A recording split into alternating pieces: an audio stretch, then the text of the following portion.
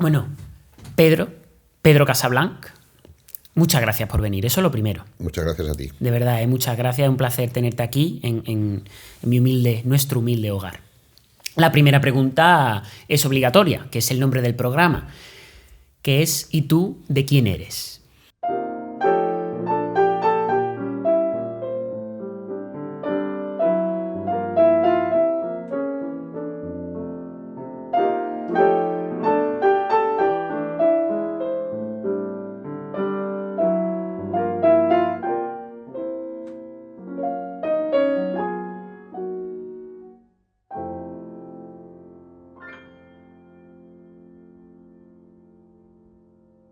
Soy de mi padre y de mi madre, claro, como somos todos, ¿no? Evidentemente. Y de las circunstancias. Yo y mis circunstancias.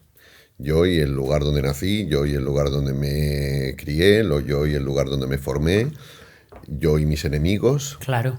Y yo bueno, pues soy de toda esa amalgama. Soy una amalgama la verdad es que soy una amalgama. Bueno, pues todas esas burbujitas vamos a intentar ahora explorarlas. Madre Lo primero, mía. a Casablanca, Sí. que es donde naces. Uh-huh. Que de ahí viene tu apellido artístico, además. Efectivamente. ¿Qué tal en Casablanca? ¿Qué recuerdos tienes? Muy bien, muy bien.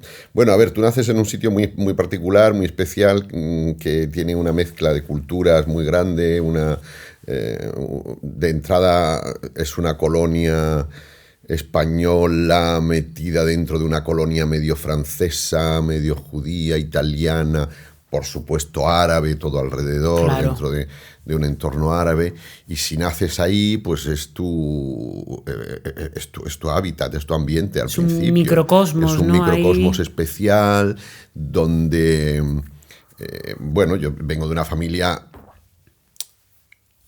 humilde en aquel momento, ¿no? dentro de ese microcosmos había familias de diferentes estatus sociales, ¿no?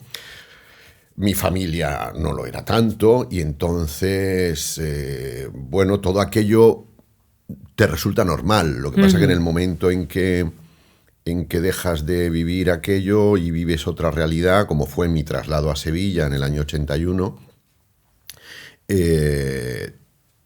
todo lo nuevo es muy diferente a aquello, ¿no? O sea, quiero decir que le da una perspectiva de repente a todo. Te da una perspectiva, claro, de pronto ves cosas que dices, pero es que yo vivía dentro de una colonia, que a la vez era una otra colonia, entonces yo he aprendido francés desde nacimiento y he aprendido algo de árabe también y comíamos de una manera especial, pero ahora de pronto estoy en lo que se llama España, y lo que desde allí se llamaba España, que era un país que en aquel momento estaba acabando la dictadura. Claro. Y sobre todo mis padres, mi familia, ya desde mis abuelos paternos habían de alguna manera huido de la guerra, huido de la dictadura y instalados allí. Claro. Lo que pasa que, bueno, yo llegué en un momento en que aquí había una eclosión, en el año 81, una eclosión de todo tipo, artística, era la movida madrileña, Arco, aquí en Sevilla yo venía a estudiar Bellas Artes y me iba mucho a Madrid, era todo como de pronto fuegos artificiales de libertad. Y en aquella época en Casablanca, digamos, claro, has dicho que era una burbuja para lo bueno, para lo malo, para lo regular y para lo neutro, ¿no? Digamos, cosas... Pero todo lo malo y lo regular lo he visto después. En aquel momento yo no me daba cuenta. Claro. No me daba cuenta de lo malo, si es que había algo malo. Para mí yo tuve una infancia muy divertida, muy chula, muy bien. Y empecé a hacer teatro incluso allí con 15 años. ¿Ah, sí? O sea, sí. ¿Y cómo fue aquello? ¿Cómo se dio, digamos? ¿Fue en francés, español? No, en español. En español. Allí estaba la Casa de España. Nosotros íbamos tanto a la Casa de España, que era como un club social donde se reunían españoles, o a un club deportivo donde los franceses, que tenían mucho más dinero, eran mucho más ricos, hacían tanto tenis como hípica, como fútbol. Entonces, bueno, nos repartíamos los fines de semana entre esos dos lugares. Y en la Casa de España había un teatro, había una sala de teatro, y allí yo iba a un colegio español, el Colegio Tirso de Molina, que ahora es Instituto Cervantes en Casablanca, y en un fin de curso me cogieron para hacer unos entremeses de López de Rueda o tal. Y entonces la gente de la compañía de teatro aficionada de la Casa de España me vieron y me ficharon. Un poco ha sido luego la dinámica de mi vida laboral. Me ven y me fichan. Yo nunca he tenido que ir a pedir trabajo. Qué bien. Eso ha sido una suerte para mí, ¿no? Eso de que yo siempre decía, bueno, yo hago lo mío, que me vean. Si me quieren, aquí estoy. Y digamos, tú ese primer contacto con el teatro, o por lo menos con las tablas, ¿conectas con tu vocación directamente? ¿O de primeras es como, mira, esto es interesante, ¿no? Sí.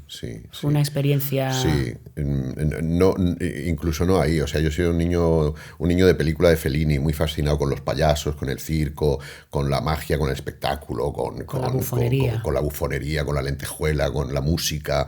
¡Qué maravilla! Para mí, desde muy pequeño, yo creo que ha sido muy... Eso, de alguna manera me impregnó. A mí el mundo del espectáculo me marcó mucho de pequeño. ¿Y no crees que esa semilla que estás mencionando de la bufonería, de la lentejuela, esa semilla del oficio del actor está un poco diluida? A lo mejor hoy en día sientes que a lo mejor ese tipo de actor o de actriz o no es tan buscado, no es tan apreciado. Sí, tienes toda la razón. Pregunto, ¿eh? Sí, tienes toda la razón. Pero aquí, es más, yo creo que eso es más es un mal europeo de alguna manera, ¿no? Porque aquí en Europa es siempre como que vamos como más allá, como siempre la vanguardia es más valorada, ¿no? Sin embargo, yo admiro mucho el teatro, tanto el inglés como el americano, porque todavía mantienen esa tradición, claro. Esa tradición del burlesque, ¿no? Del espectáculo, ¿no? Del entertainment que llaman ellos, ¿no? Y aquí siempre tendemos hacia la vanguardia, cuando realmente dices todavía es que realmente lo que es la esencia del espectáculo, el circo, no está consolidada. ¿No crees que puede haber ahí algún poquito de un complejo de inferioridad, de decir, esta profesión si es como de lentejuela, de bufón, de circo, es como poca cosa, no es suficientemente intelectual, serio? Puede ser que... Aunque habrá muchos motivos, el tema es complejo, claro. Sí, puede ser que se le busque...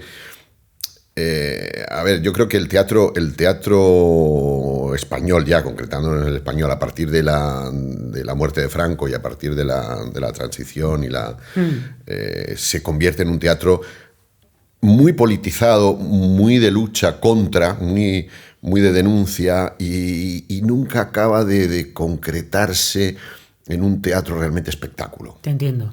Que los hay, por supuesto que hay muchísimos y tal, pero la base esa de la que estamos hablando, de la que nos entendemos, no acaba de estar, ¿no? De haber un pozo ahí. ¿Has mencionado a Fellini? ¿Cine? ¿Tenías cine de pequeño en Casablanca? Sí. ¿Qué veías, yo qué sé, la Estación del Cairo? O sea, cine marroquí. No, de allí no. Muy poco, cine marroquí muy poco. Había, pero veía poco. Recuerdo haber ido ya, cuando yo iba ya al cine solo, ya de adolescente, ya mayor, haber ido a ver una película sobre bodas de sangre de Lorca, que hizo un director que se llama Suhail Ben Barka, que no sé si vive, con Irene Papas, pero una película de producción marroquí totalmente. Pero mi madre le gustaba mucho el cine, era cinéfila, sabía mucho de directores y tal, y iba mucho con ella, la verdad. Qué suerte. Sí. ¿Cine francés, a lo mejor más? Mucho cine francés. Mi madre era una loca enamorada de Alain Delon y de Belmondo. Hombre. Pero, a ver, una de las caídas del caballo, que lo he contado muchas veces, la caída de San Pablo de revelación fue Espartaco de Kubrick, ¿no? Cuando vi a Laurence Olivier. Bueno, con ese tipo de actuación que hablamos un poco ahora, ¿no? Sí, exactamente. Sí, es un tipo de actuación que desgraciadamente se desprecia de alguna manera, ¿no? Sí, yo creo que sí. Sí. Bueno, pues yo la reivindico y la retomo. Claro que sí. ¿Tienes fotos aquí que compartir con nosotros? Sí. ¿Hay alguna de esta época? Ya, las saco.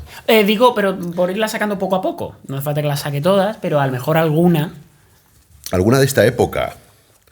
Bueno, tengo de Casablanca, tengo aquí, mira. Claro, por ejemplo. Tengo una con mi abuelo Pedro. Infancia.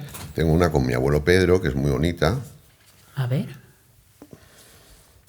Qué bonita. Esta era nuestra casa, que teníamos una terracita muy mona, y ahí estoy con mi abuelo. ¿Él fue la primera generación de tu familia que emigró a Casablanca? Sí, él fue el primero. De hecho, él fue el primero. Antes de Casablanca él estuvo en la Guerra del Rif. Y de ahí, bueno, él pudo escapar con vida porque aquello fue el desastre de Anual, fue todo un desastre. O sea, tu abuelo estuvo en el desastre de Anual. Sí. En el desembarco de Alucemas, y pudo escapar con vida y montó un pequeño negocio, y a partir de ahí él fue llevando a mucha gente, a mucha familia suya de aquí. Mi abuelo era original, nacido en Vélez Blanco, Almería. Ajá. Y mi abuela de Granada, y se los fue llevando a todo el mundo para allá. Mi madre era de Ceuta, y toda la familia de mi madre eran medio malagueños, medio sevillanos. Ya o sea veo. que... ¿Y os hablaba de la guerra alguna vez? No, mi abuelo nunca. Nunca. No, mi abuelo nunca habló de la guerra y de lo mal que lo pasó. O sea, una vez contó que un compañero suyo cayó abatido por las balas a su lado, pero no, era muy reservado, la verdad. Era muy reservado. No sé si se le ve aquí, era sordo, muy sordo, y llevaba un aparato muy grande. ¿A consecuencia a lo mejor de la guerra? No lo sé, puede ser. Llevaba un o de aparato la edad. que hacía muchísimo ruido, tenía como una batería, era como un móvil antiguo. Un sonotone antiguo, primitivo. primitivo, que cuando Le daba la ruedecita y hacía muchísimo ruido. Y era un señor muy elegante, pero muy reservado, ¿no? No transmitía sentimientos, era muy... De hecho, la familia de mi padre era muy así, ¿no? Los granaínos, la malafolla granaína, mezclado con los almerienses, porque mi abuelo él es blanco y tal. Mi madre, que eran más Málaga, Sevilla, Ronda, eran todavía más. Andalucía, eso tenía un poquito más. Cuando se dice que es Tengo la comunidad... una mezcla tremenda. Total. Y cuando se dice que es la comunidad más grande de Andalucía en tamaño, eso también quiere decir que es que no somos homogéneos los andaluces en absoluto, ¿no? En absoluto. Alguien de la Sierra de Segura de Jaén no tiene nada que ver con alguien de Conil en Cádiz, ni muchísimo menos. Bueno, ya que hablamos de Andalucía... Yo lo tengo todo, amalgamado en mí, por eso te decía, es que soy una mezcla de muchas cosas, ¿no? Pues qué bien. Porque luego mi padre siempre estudió en estudios franceses. Mi padre era muy francófilo, y entonces quería que nosotros habláramos francés, que tuviéramos más contacto con la cultura francesa, lo cual ahora mismo le agradezco porque tengo acceso a todo. Hombre, seguía siendo hoy, quizá ya no tanto sustituido por el inglés, pero sigue siendo una lengua franca, nunca mejor dicho, ¿no? De la diplomacia, de la cultura. Con eso quizás él pensaba que os daba acceso a Europa. Bueno, en aquel momento ellos decían allí que el francés era la segunda lengua después del inglés. Yo creo que eso se ha terminado. Eso se ha terminado. La segunda lengua es el español o el chino. Yo ya no sé, probablemente sea el chino ahora mismo, ¿no? Entonces, sí, la verdad es que, a ver, ellos admiraban, siendo de una clase más humilde, admiraban a los franceses que llegaban, que estaban en un estatus superior, ¿no? Quiero que mi hijo llegue a donde están estos franceses, ¿no? Y otra foto de esa época, no sé si tengo por aquí. No pasa nada, tengo de más pequeñito, a ver. tengo de recién nacido. Bueno, qué recién bonita. nacido no, son de cuando era pequeño. Metiéndose los dedos en la boca. Qué maravilla. Eso es un montaje fotográfico que hice de una... Sí, porque estás casi en la misma posición en ambas, ¿eh? Sí. Con la manita así, el pensador. Esta era también de esa época. Ay, qué bonito, además con la camiseta, el polo como de marinerito un poco, ¿no? Tazio. Eso. Bueno, esperemos que no. Pero y esta foto es muy bonita y sale en la función de Torquemada que estoy haciendo. Qué bonita. Eres muy guapo, ¿eh? Muchas gracias. Eres bello, muchas gracias. Pedro. Sí. Gracias. Oye, qué maravilla. Oye, antes de pasar a Sevilla, una mini pregunta que es tonta, espero que no te la hayan hecho alguna vez. Casablanca, ¿se parece la Casablanca de la película Casablanca a la Casablanca que tú conociste? Ni de lejos. No tiene nada que ver. Yo creo que la película Casablanca se rodó todo en plató. En plató, evidentemente, pero digo, a lo mejor se inspiraron en... Bueno, algunos interiores, efectivamente, algún arco ojival sale, alguna palmera, algún fez, que son los sombreros estos en forma de maceta pero alta. está. Pero nada más, ¿no? De Sí. hecho, tú fíjate, o sea, yo cuando vivía en Casablanca no sabía ni que existía esa película. Yo esa película la vi en Sevilla por primera vez. Que llegaste con 18 años a Sevilla, entonces. Bueno, casi. Llegué con 17.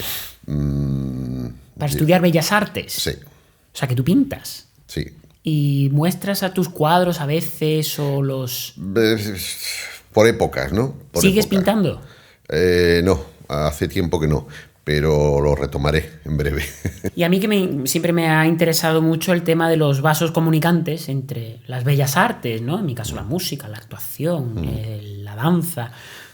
¿Qué enseñanzas o qué visiones de la vida crees que, si es que son concretas, a lo mejor es una cosa demasiado general, que la pintura te aportó para tu oficio como actor? Muchísimo. Mucho, seguro. ¿Seguro? O sea, siempre que tienes una concepción, lo que tú dices, siempre que tú tienes una concepción artística de otro oficio paralelo al tuyo, tanto para la música como para la actuación o para la escritura, ¿no? De alguna manera te va a influir y te va a enriquecer. O sea, no es lo mismo que tú seas actor y tengas un conocimiento del arte, un conocimiento de la pintura o un conocimiento de la historia del arte, que lo tengas o no lo tengas. Si lo tienes, te va a influir de manera muy positiva en tu trabajo. Y para colmo, no solo el conocimiento, sino que lo has puesto en práctica. Y si además tú lo pones en práctica, hay prácticas tanto de pintar como supongo, de música. Yo siempre comparo mucho la música con nuestro trabajo, no el de actor, ¿no? Que te ayudan. Sin duda. O sea, yo a veces estoy actuando en alguno... Más en teatro, más en teatro, porque el teatro, como decía uno de mis maestros, John Strasberg, es la casa del actor, donde el actor es el que hace el trabajo. El cine, la televisión o las plataformas o las series es el montador. Es parte de un engranaje mucho más... Es parte de un engranaje muy grande donde no tienes al final casi la responsabilidad. Hay, como decía, técnicas que utilizas pintando o dibujando, tal, que la puedes aplicar perfectamente al teatro. Qué bien. Y como director de teatro, que también diriges, ¿no? También Por supuesto. el sentido de la plasticidad, de la composición, te habrá ayudado, ¿no? Sí, por supuesto. La puesta en escena, para saber el color, la luz, la puesta en escena, el movimiento. Y también como director de cine. Acabo de dirigir un corto con 8 bandoleros en la Sierra de Ronda, y entonces la composición es fundamental, claro. saber de arte y... Claro. Sí. Bueno, antes de seguir hablando, ¿te parece, así te doy un descanso, quieres escuchar algo al piano? Hombre, por supuesto, lo agradezco mucho. Un presente que ofrezco a los invitados por desplazarse aquí. Claro que sí. ¿Te parece? Venga. Muy bien.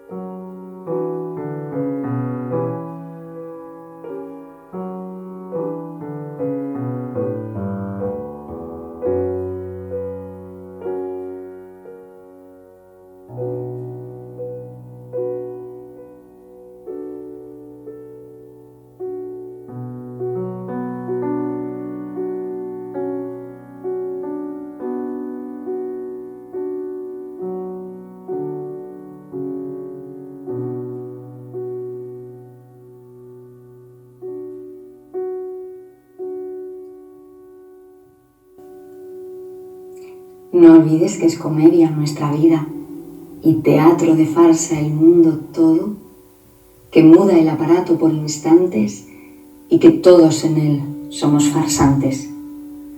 Acuérdate que Dios, de esta comedia de argumento tan grande y tan difuso, es autor que la hizo y la compuso.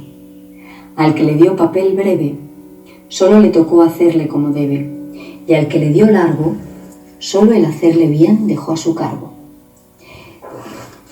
Si te mandó que hicieses la persona de un pobre o un esclavo, de un rey o de un tullido, haz el papel que Dios te ha repartido, pues solo está a tu cuenta hacer con perfección el personaje en obras, en acciones, en lenguaje, que al repartir los dichos y papeles, la representación, o mucha o poca, solo al autor de la comedia toca. Era muy difícil sorprenderte, no sé, hubiera necesitado unas palabras de Soledad o de Manuela, de Salud, por supuesto, o de Goli, de Tita Mari o de Angelina. Hubiera sido precioso, la verdad, conseguírtelas. Pero como no es posible, pues mira, tenía por aquí a mano estas palabras de Quevedo que tienen que ver con tu profesión, con mi profesión, con nuestra profesión, con nuestro amor profundo. Y no sé, he pensado que tal vez te haría ilusión escucharlas. Oye, muchísimas gracias. Nada. Te regalo, por favor. Aquí siempre primero pedimos perdón por el atraco un poco, pero después siempre, bueno, es Bueno, es una maravilla, está muy bien, presente. está muy bien, está muy bien. Me ha tocado de pronto cuando digo esta voz, pero ¿quién recita así? Pues es mi mujer, es Sara, y muchas gracias, Andrea. Muchas gracias a todos. No sé, Qué ¿te parece? Nos sentamos y seguimos Sí, con la, bueno, con precioso la charla. el papel, precioso todo. Muy emotivo. Bueno, gracias. Yo he de decir, además, Pedro, que viene genial este texto que ha mandado ella de Quevedo, ¿no? Porque admiro mucho. Bueno, me hace muy feliz cuando te escucho hablar de tu oficio así, en esas palabras, y como ella te habla, porque yo humildemente también dentro de mi oficio siempre también he tendido a pensar eso. De hecho, la misma palabra oficio es una palabra incluso de modé hoy en día, o hasta que a mí le sigue dando sentido a casi todo lo que hago al Sí, final. absolutamente. Sí. O sea, y eso que tú haces de... eso es oficio, o sea, eso es oficio. trabajar, y oficio es trabajar, oficio es construir algo, ¿no? O sea, no sé si le oí a algún actor que decía, mi trabajo es como el que hace una mesa, o como el que hace o como el que hace, yo qué sé, algo artesanal, y además le meto el alma de alguna forma, Sí. pero para meter el alma, eso son muchas horas de... Sí. No le puedes meter el alma de buenas a primeras, o sea, quiero decir... No, que va, que va. Imposible. Y entonces... ahí yo conozco, directores, actores equivocados, alguna vez, como hay en todas las profesiones, dicen, no, es que cuanto menos lo haga, mejor, porque más espontáneo voy a ser. Digo, bueno, pues lo que hagas espontáneo puede ser bueno, puede de pronto ser sorprendente, pero en la mayoría de los casos no. Sí, incluso funciona. la diferenciación entre arte y artesanía, históricamente, dentro de la historia de la humanidad, es bastante reciente realmente. Sí. Y esa concepción incluso de que lo bello es lo que está bien hecho, ¿no? Casi nos ponemos platónico, y de que la diferencia entre una muy buena obra de arte, de teatro bien escrita, o una silla muy bien hecha, bueno, no hay esa diferencia, ¿no? Lo importante es que conozcas el oficio. Y de verdad lo que dices, para mí la técnica, cuando la gente separa técnica de emoción, yo siempre intento, esto lo he aprendido de Vicente Fuentes, que conocemos los Claro, dos, un gran maestro. que sí. él habla de que la Sí. técnica es un habla, es un lenguaje que tienes que adquirir, y cuando lo adquieres desaparece. Exactamente. Desaparece esa técnica, pero tiene que ser un lenguaje, Sí. y como tal, para aprenderlo. Y es como conducir, o sea, tú puedes conducir un coche con alma y con emoción, igual que conduces un piano, igual que tocas un clarinete, o Claro. que también lo he intentado, ¿no? También me he metido en el tema de intentar tocar música, porque me parece que... ¿Ah, sí? Sí, ¿Con qué instrumento? con el clarinete. Con el concretamente. clarinete, concretamente. Qué bien. ¿Y qué tal? Pues lo tuve que dejar. lo tuve que dejar. Estuve incluso en Cuba.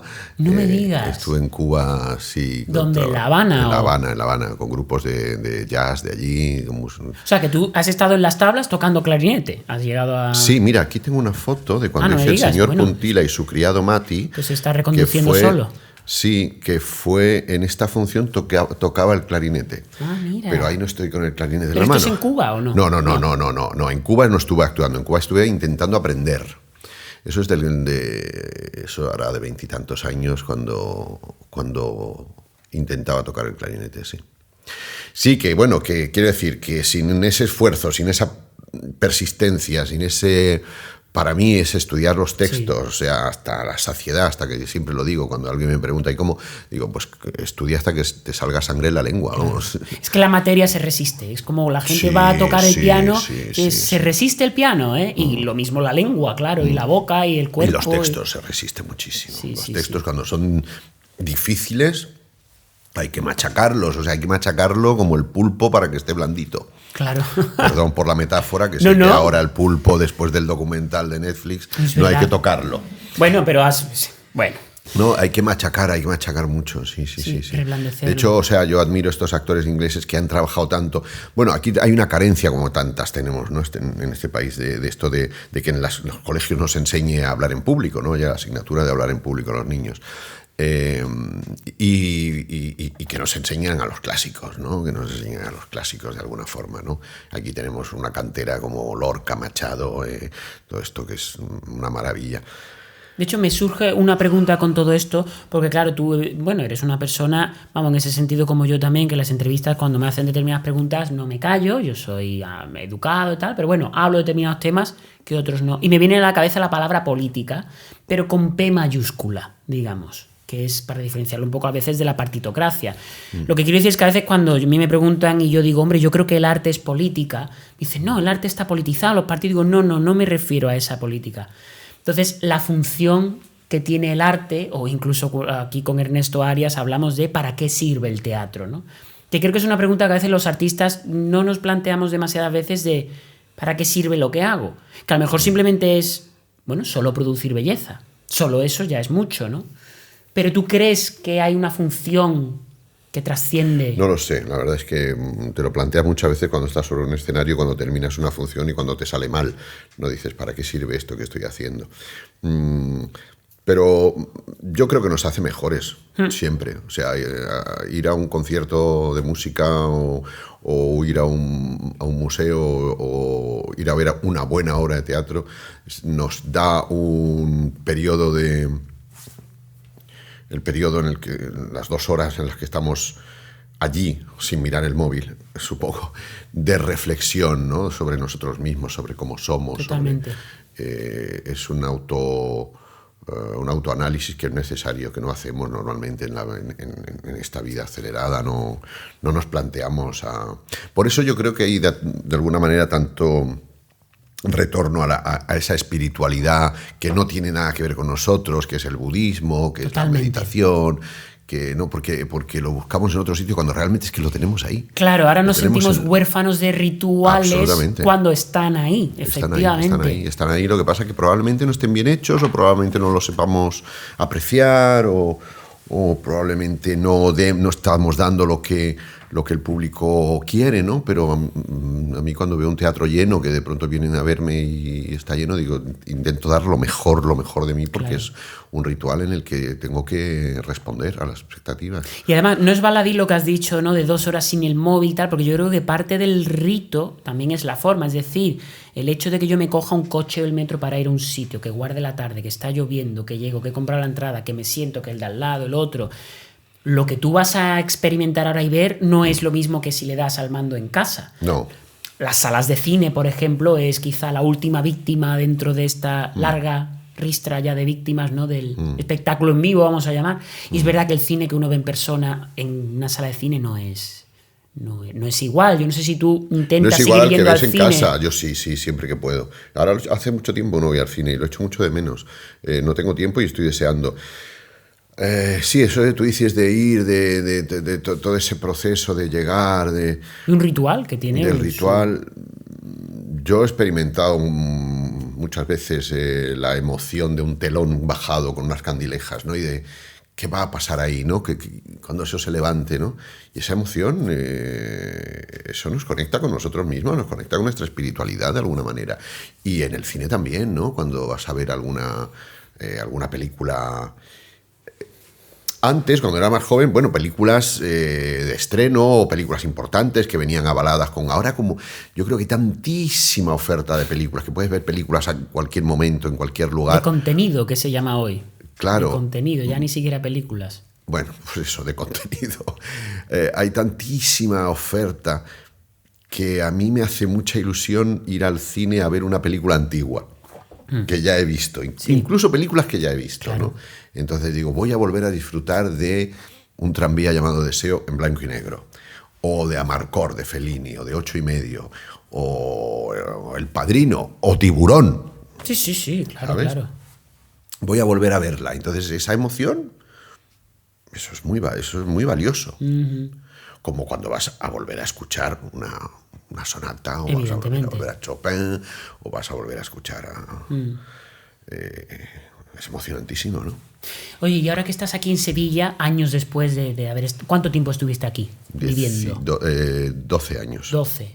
¿Cómo ves a Sevilla comparado con tu recuerdo? ¿Cómo era entonces? ¿Cómo es ahora? Pues antes no había Cartuja, había un muro en la calle. Yo recuerdo que en Triana no se podía pasar del puente Triana, el puente de la Cartuja no existía. Sí, claro. Yo trabajaba en la compañía de teatro La Jácara, aparte de estar estudiando en la Facultad de Bellas Artes, donde no teníamos SETA, por supuesto, teníamos el Mercado de la Encarnación, Claro. no había SETA. Trabajaba con Alfonso Zurro en la compañía de La Jácara y no había más allá. Y la Alameda de Hércules, que de ahora... Era maravillosa la Alameda de Hércules. Lo que es ahora, aquello parece... Me recuerda a no sé si habéis estado en París, en la plaza donde está el Pompidou. Dices, Sí. ¿Esto qué es? Esto es una mezcla de cosas. Está muy bien, ¿eh? No digo que no esté bien la Alameda. Pero donde está la comisaría, allí al fondo había un cine de verano. Y yo vivía en la calle Becas, estuve viviendo un tiempo en la calle Becas, calle Becas, y desde sí. el cine, y oía las Hace películas. Santa Clara, que está por ahí y Claro, todo. oía las películas, ¿no? Del cine de Yo verano. no sé si incluso yo he llegado a catar ese cine de verano, de pequeñito, ¿eh? Creo que, o algo parecido. Se entraba por la calle Jesús del Gran Poder al final, Sí. ¿no? O sea, por ahí se entraba al cine de verano. Claro, claro. Sí, bueno, pues sí, ha cambiado mucho. Y olía a jazmín mucho, los cines de verano tenían muchos jazmines. Y entonces ya te vas a Madrid después de Sevilla, entiendo. O primero pasaste Sí. por Cuba. No, Cuba fue ya estando en Madrid. Sí, me fui a Madrid. Bueno, aquí se abrió. Bueno, yo estuve trabajando en el Teatro de la Jácara, como ya te digo. Después de ahí empezó el Centro Andaluz de Teatro. Bueno, el famoso, el difunto CAT. El difunto CAT, sí. El difunto CAT, que es es una impensable que pena. eso haya muerto, ¿no? Es impensable que no tengamos un Centro Andaluz de Teatro. Es brutal. Es impensable. Pero bueno, la mala gestión siempre está Acechando. acechando y siempre la estamos criticando, pero no hay manera de hacerlo bien. Se inauguró el Centro Andaluz de Teatro con muchísimos oropeles, muchos fuegos artificiales y mucho dinero. Así se suele. Esa es la manera que es de esta tierra. Claro, estuve trabajando ahí, sí, hice 4 espectáculos durante 4 temporadas. Y luego en una coproducción del Centro Andaluz de Teatro con una compañía de Madrid, que en aquel momento, que era una compañía con larga historia, pero que en aquel momento quería resurgir, que era Goliardos, dirigida por Ángel Facio, que ha fallecido hace poco. Hicieron una coproducción y viendo a los actores que éramos aquí en el CAT, pues me llamaron y me fui a Madrid con ese montaje. Don Juan Tenorio. Y había varios actores andaluces ahí. ¿Qué tal el primer contacto con Madrid? Madrid siempre ha sido una ciudad para mí dura. Hay gente que dice que Madrid te acoge y tal. No sé hasta qué punto Madrid te acoge, ¿no? Yo llevo ya más años en Madrid que en ningún otro sitio de mi vida. Ya soy muy mayor. Entonces llevo más años en Madrid que en ningún otro sitio. Ya cuando yo llegué... En fin, esto te da un vértigo tremendo. Pero bueno, he desarrollado una carrera importante en Madrid, quien lo duda, y también siempre sin perder el vínculo con Sevilla, porque he venido mucho a trabajar aquí, he hecho cosas aquí, cada vez que he podido hacer un rodaje, una película, tal, en Sevilla he venido. La llegada a Madrid fue como llegar a un sitio, no sé cómo decirte, un sitio como oscuro, donde no sabía por dónde meterme, o decías, Dios mío, qué grande es esto, ¿no? Barullo. Qué barullo, sí, qué desconocido todo, ¿no? Sevilla, joder, yo es que me había hecho mucho ya, la ciudad, me había hecho mucho ya trabajar con la gente de aquí, el CAT estaba muy bien. Yo hice el retablo de Valle Inclán, hice las de Caín con Narros, venían grandes directores a trabajar aquí se estaba muy bien. En Madrid no se podía desayunar bien, no había vasos de caña para que te den el café y un mollete, ni una tostada en condiciones. Acaba de describir Andalucía, el vaso de caña con el café ardiendo en y el vaso mollete. de caña. Yo siempre pido el café en vaso de caña, entonces, y siempre lo pido. Pero en Madrid no, tienen unos vasos así de diseño, con una cosa de hierro. No, así no, ese no. Te ponen en un vaso de tubo, no, así no, tampoco. Tiene que ser un vaso de caña. Y leche de avena, ¿verdad? O de soja. Bueno, eso ya son cosas más. Por ejemplo, o sea, yo me encanta desayunar en Sevilla, en Andalucía, en Málaga también, en la calle, y en Madrid madre, no es lo mismo. Un pan Bimbo en una plancha donde han puesto unos calamares antes, no puede ser, un croissant de antes de ayer, no señor, no quiero eso. No, ese cariño, ¿no? Esa cosa, no. Yo lo entiendo, o sea, yo he vivido también en Madrid. Ir a algo como grande, industrial, metálico, el metro, inhóspito, ¿no? Y al menos allí entraste en contacto con calor humano, quiero decir, compañeros, maestros. Claro, no hemos hablado de maestros, por cierto. ¿Quiénes son tus maestros o maestras, mentores, con M mayúscula? Mira, yo la verdad es que a Alfonso Zurro le debo mucho, porque empecé a trabajar en el Teatro La Jácara con cosas estupendas y haciendo muchas giras. Alfonso me puso la furgoneta de La Jácara en mis manos. Dijo, ahora, a partir de ahora la llevas tú, porque había sido el director de la compañía durante un tiempo y quería de alguna manera quitarse un poco de en medio, o sea, descansar o escribir, dedicarse a escribir, a dirigir, o incluso en otras compañías. Y yo de alguna manera me hice cargo o sea, hacerse cargo de la furgoneta para la gira era como hacerse cargo de llevar el timón del asunto. Siempre le agradezco eso, que de alguna manera me enseñara a conducir, porque yo en Marruecos tú te podías comprar el permiso de conducir. Sabes que aquello es un reino de corrupción que no acaba de... No acaba, ¿no? Y yo tenía un carné de conducir que mi padre me había comprado de alguna manera, había hecho como una especie como de simulacro de examen, pero la verdad es que nunca había conducido. Y aprendí a conducir con la furgoneta de La Jácara en Sevilla, yéndome a pueblos insospechados a hacer funciones. Luego aprendí mucho de Miguel Narros cuando estuve trabajando con él. Miguel Narros era un gran director de teatro. Aprendí mucho aquí en el CAT. Y luego, al llegar a Madrid, pues sí que como estuve haciendo unos cursos con John Strasberg, del cual también aprendí mucho. Y finalmente entré en el Teatro de la Abadía. La Abadía, claro. Donde también aprendí mucho de José Luis Gómez, he de reconocerlo. Pero mentores más cercanos, la verdad es que no he tenido. Siempre he sido una persona muy independiente, a lo mejor un poco arisca, un poco rebelde, ¿no? Y un poco de matar al padre y matar al maestro. Bueno, es necesario eso en la vida, ¿eh? Sí, a lo mejor me lo he tomado demasiado a pecho. ¿Y tus primeros contactos con la tele, el cine? Porque claro, yo, como media España imagino, la primera imagen que tengo de ti, bueno, cada uno tendrá su serie, yo para mí es Policías. ¿Qué edad tenías tú? Yo era pequeño. Mis padres nunca tuvieron en cuenta la restricción de edad. Yo tampoco lo tengo con mi hijo. Tampoco. No. Y salió muy pacífico. A mí si me contextualizaban lo que yo iba a ver, digo, Juan, esto es una película de vampiros y hay mucha sangre. ¿Quieres verla o no? Venga, vale. Y si a mitad de película yo digo, papi, esto no me gusta. Pues se acabó. Sí. Entonces, Policías, el comisario, claro, Hospital Central y todo. Bueno, hemos hablado ya un poquito de... Bueno, El Comisario fue una serie que duró muchísimos años, se hicieron muchísimos capítulos y yo solo hice 2. En esa serie de infinitos capítulos yo intervení en 2, haciendo 2 papeles diferentes en 2 capítulos. En uno hacía un fulanito y en otro menganito, diferentes. Y a mí la gente me ve por la calle y me dice, mira, el del comisario. Digo, pero ¿cómo que el del comisario? Si mi serie era Policías. No, por eso yo te recuerdo de Policías, sobre todo. Mi serie era Policías en el corazón, de la calle. Pero claro, como todos íbamos de azul y con el escudo de España, pues ya decía, mira, el del comisario. Además era una serie intensa, era una serie... Sí, era una serie que estaba muy bien hecha. Muy bien, ¿eh? Muy bien hecha, fue una apuesta muy potente de Globomedia, tenía mucha acción, las cámaras en hombro, era muy moderna para su momento. Es verdad que se hacía en vídeo, no se hacía como ahora en digital, ¿no? HD, y ahora cuando la ves es una serie un poquito blanca, de color, no tiene la fotografía tan contrastada. Pero bueno, sí, digamos que ese fue mi primer papel fijo en una serie largo e importante. Yo antes había... Incluso en la televisión andaluza, lo que era Telesur, había hecho cosas.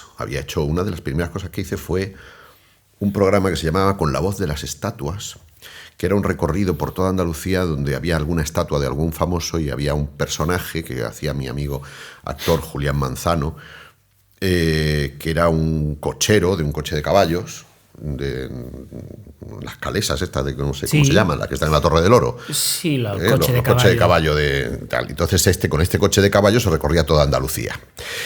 Y veía una estatua y la estatua cobraba vida y le contaba la historia de todo el lugar. Entonces me tocó el General Castaños de Jaén y eso fue una de las primeras cosas que hice en televisión aquí. ¿Y qué oficio te da, hablando de oficio, ¿no? ¿Qué tablas, qué tipo de aprendizaje sacas tú contrastando con el teatro, de la tele, del cine, como actor? Es otro medio completamente diferente, es otro medio que no tiene nada que ver. Es verdad que hay que saber adaptarse, hay que saber, ¿no? Cambiar de envoltorio, cambiar de caja, ¿no? De alguna forma, ¿no? Tú estás metido. El teatro es una cosa que si tú tienes una formación teatral importante, si consigues decir esto que hago ahora no es teatro, es otra cosa, el cine el audiovisual, digamos, ¿no? Se disfruta mucho. A mí la pregunta del millón siempre es ¿qué ves? ¿Es teatro o cine? ¿O teatro o imagen? ¿Teatro o audiovisual? Es que no tiene nada que ver, es que son dos cosas distintas. Yo los disfruto igual, tanto una como la otra, la disfruto de la misma manera. Sé que el teatro es mucho más duro, mucho más esforzado, mucho más ingrato, ganas menos dinero, pero tiene algo. Pero es lo que hay, ¿no? Es el directo, es el dominio tuyo de la escena, es el dominio total, nadie te va a cortar. Si quieres, corta tú, ¿no? Eres tú el que puedes cortar en cualquier momento, ¿no? El cine, el audiovisual es un gran embolado donde mandan otros, no mandas tú, nunca. Claro. Y solemos hacer la misma pregunta, bueno, varias preguntas las repetimos con todos los que pasan por aquí, porque claro, cuando uno es artista, sobre todo de la performance, vamos a decir, no digo un pintor, sino pues un actor, un músico, uno suele tener el recuerdo a lo mejor de como sus mejores o su mejor momento, ¿no? Y también sus peores.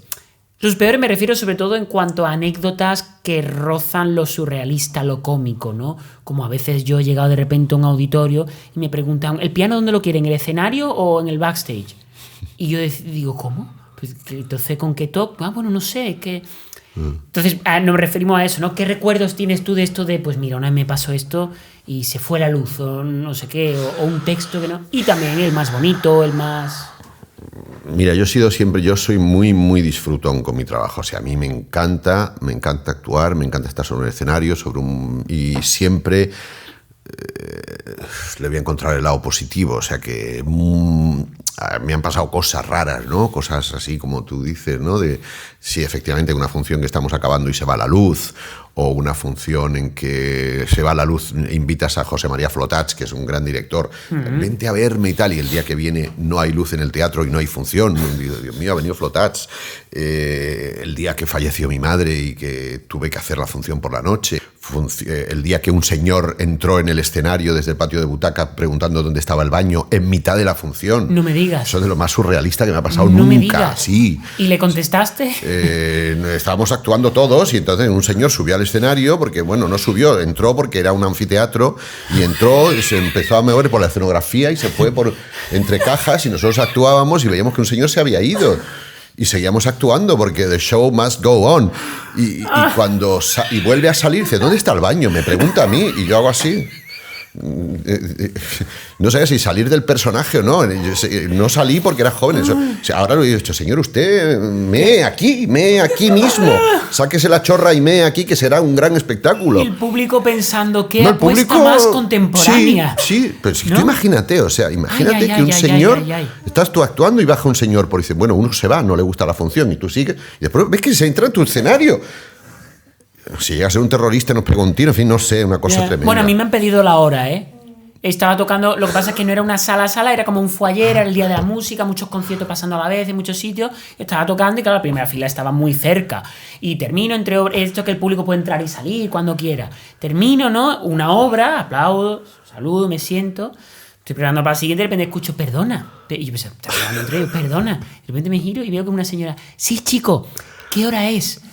Y digo, no llego, le dice, ¿y cuánto dura lo que vas a tocar ahora? Y yo dije, 20 minutos. Ah, vale. Se quedó sentada. Qué amable por tu y parte. Yo, sí, a lo mejor 30 minutos y dice, uy, no me da tiempo, que tengo el puchero.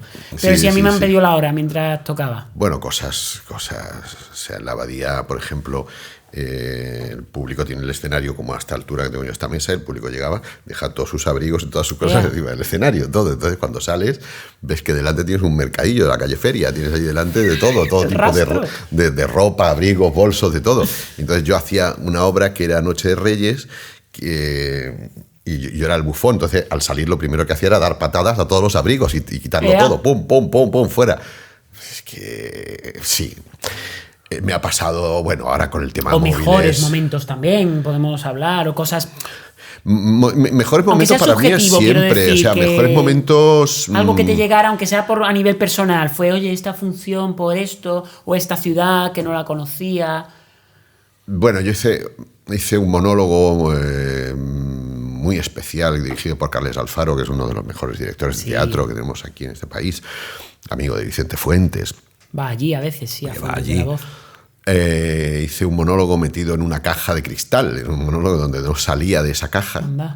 Estaba atado de pies y manos y estaba hablando dentro de una caja de cristal. Bueno, ¿recuerda la cabina con los Vázquez? Sí, un poco? Sí, algo así.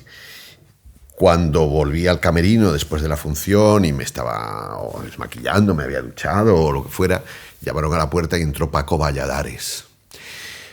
Que era un actor muy conocido y entró llorando. Anda. Y yo no le conocía, o sea, quiero decir, no le conocía personalmente. Claro. Entonces tú imagínate que se abre la puerta del camerino y llega Paco Valladares y se sienta allí a llorar y a decir que estaba emocionado, que estaba tocado por lo que había hecho. Al poco murió y la verdad es que le agradecí muchísimo aquel gesto, ¿no? Hubo otra vez que hice La Gaviota de Chekhov en el Teatro Albéniz, que ahora ha reabierto con mucho éxito Antonio Banderas con Company. Y tocaron a la puerta y era Nuria Esper, que venía a felicitarme. Todas esas cosas son muy de agradecer. Y otras preguntas que hacemos también, que esto es, por desgracia, cambiar a algo un poco más envenenado. ¿Qué relación tienes con las redes sociales? No digan más. No me interesa, no. A ver, ¿cómo te lo diría de una manera? Utilizo Instagram de vez en cuando porque, bueno, me gusta el tema de la foto. Claro. Me gusta utilizarlo como efectivamente me dijo mi querido amigo Sergio Pérez Mencheta. Yo era como muy reacio, me decía, esto es un tablón de anuncios, tú anúnciate. Bueno, sí, pues yo me anuncio que voy a hacer tal función en tal día en Sevilla, o anuncio un papel que he hecho, o que bien me lo he pasado en esta película. pero las demás no uso ninguna. O sea, yo no creo que tenga tiempo de opinar en cuanto me levanto por la mañana y poner un tuit diciendo que me parece el Mundial de Qatar. ¿A quién le importa? Y además no tengo tiempo. No tengo tiempo, sobre todo que no tengo tiempo. Y de pronto nos hemos vuelto opinadores de todo, todo muy democratizado, todo el mundo tiene derecho a decir de todo. Entonces, al no ser nada cierto, todo resulta permitido. Entonces todo es mentira de alguna forma. De ahí vienen los fake news y toda la mentira y todo el gran bulo social. Yo creo que viene de las redes sociales, de alguna, no por demonizarlas de ninguna manera. No, pero hombre. Pero... No, y esa yo personalmente prefiero hacer otras cosas. Y esa gran plaza pública que era la promesa, ¿no?, de las redes sociales, del tablón de anuncios, lo es cuando no hay ruido, pero cuando a la gran plaza pública van millones de personas constantemente... Hombre, claro, es que es inevitable. Si todo el mundo puede opinar, todo el mundo puede opinar, las opiniones que van a sobresalir además son las más gritonas, o las más llamativas, o las más... Exactamente. ¿Dónde está la verdad? Si es que hay alguna verdad, ¿dónde está? Entonces me refugio en otro sitio. Haces bien. Y por último, como director, o sea, claro, eres actor, director, docente también, impartes clases. Bueno, a veces cuando ya he preguntado a mi alumnado que cuál es el personaje que más le apetecería hacer y siempre me responden que es el Joker, ya dejé de dar clases. Es que eso es un melón que no me atrevía, bueno, no quería tampoco abrir por no hacer más escarnio. Pero es que me ha pasado 2 veces, o sea, bueno, a ver, ¿por qué queréis ser actores? Nadie me contesta porque ¿conocéis Hamlet? No. Macbeth, no. Vamos a seguir bajando. ¿Conocéis Don Juan Tenorio? No. Bien, entonces, ¿qué personaje queréis hacer? Y en 2 cursos diferentes me han dicho el Joker.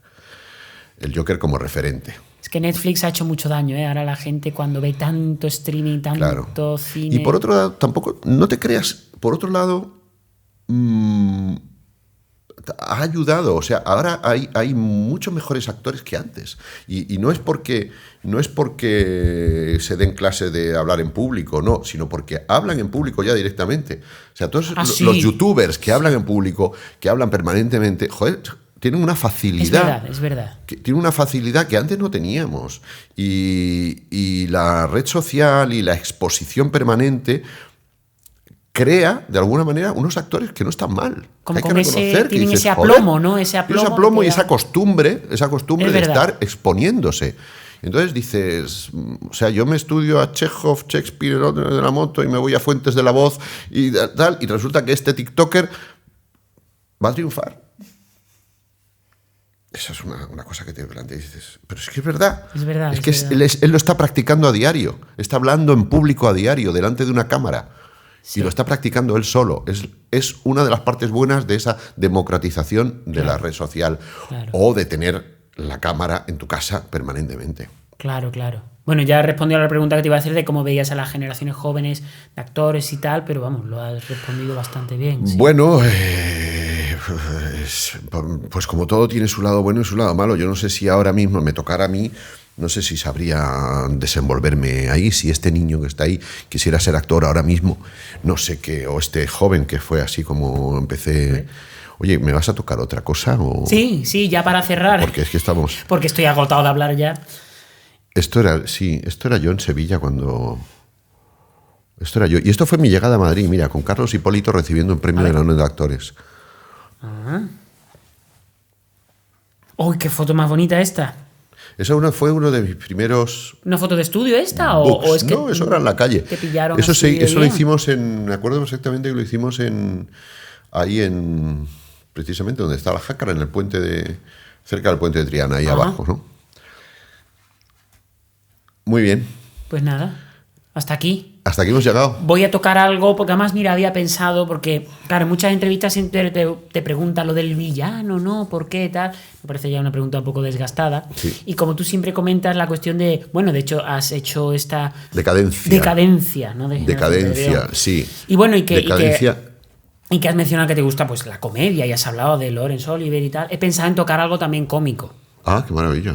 Algo de los cuadros de una exposición de Mussorgsky. Sí. Y este número se llama El ballet de los polluelos en su cascarón. Y es una especie de scherzo, de broma musical. Genial. Para terminar con los clichés. Muchas gracias, Pedro. Muchas gracias a ti. De verdad, ha sido un placer. Muchas gracias a vosotros. Me ha pasado genial. Y nada, un poco de música para despedirnos. Venga.